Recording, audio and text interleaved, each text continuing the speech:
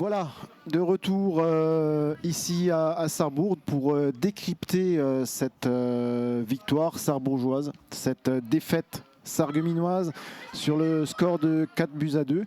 Eh bien, on va revoir tout de suite les moments forts de cette rencontre, et il y en a eu. Avec Sarreguemines qui avait donné le coup d'envoi, tout à fait. Sarreguemines dont on attendait d'être dans la continuité. Et ça a été une première mi-temps où Sarreguemines s'est montrée dangereuse avec ce centre de Mohamed Boutargui pour Enes Saïn, où la tête n'est pas assez appuyée. On peut voir une relance toujours très longue. On cherche souvent Mario Modenez dans la déviation. Et là, on peut voir Weissmax qui allait tout droit. La première occasion franche. La première occasion franche du match. Ensuite, il y a eu cette frappe. Cette frappe écrasée un peu de Bourgateo. Trimborn semblait sur la trajectoire. La réaction sarregueminoise, Adama Mbaye pour Enes Saïn qui ne trouve pas le cadre. C'était dommage. Et la frappe ensuite d'Adama Mbaye qui trouve le montant de Sarrebourg. Adama Mbaye qui s'est montré très actif durant cette... On peut voir la très bonne passe de Bourgateo. Jérémy Aublin. Et là, sur cette occasion, très bien, et on peut voir la grosse main du joueur sarregueminois. Mathias Kenney expulsé. Sarreguemines terminera cette rencontre à 10. Le penalty transformé par Basiliking Jean Landry. Florian Trimborn qui était sur la trajectoire d'hiver. La réaction sarregueminoise avec ce penalty qui a été accordé aux Sarregueminois, transformé, magnifique Panenka d'Enes Saïn. Sarreguemines qui revient à 1 but partout. C'était le score à la mi-temps. En deuxième période, une deuxième période animée. Coup d'envoi qui avait été donné par Sarrebourg. Là, on peut voir la très bonne percussion de Jérémy Aublin qui arrive à avoir le penalty accroché par Florian Trimborn.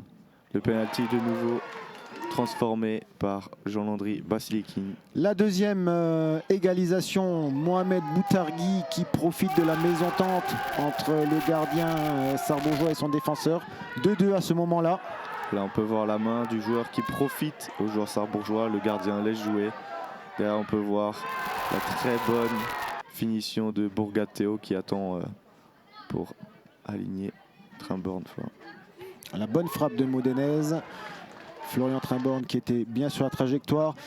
Une des trop rares situations sarregueminoises en deuxième mi-temps avec cette remise d'Adel Gendez qui n'a malheureusement pas abouti. Et là, on peut voir le dernier but de Mario Modenez, son premier but sous les couleurs sarrebourgeois depuis son retour. 4-2 à ce moment-là de la rencontre.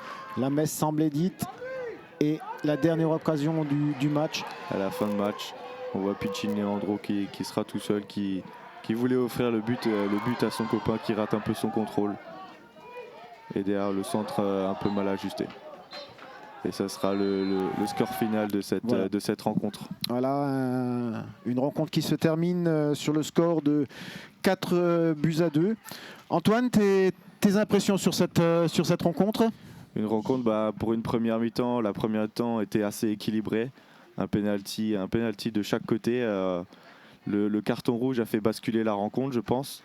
Et une deuxième mi-temps qui était plus à sens unique malgré le but encaissé par Sarrebourg. Voilà, Sarreguemines qui a dû jouer cette seconde période en infériorité numérique. Ça a été un des éléments aussi prépondérants dans cette rencontre.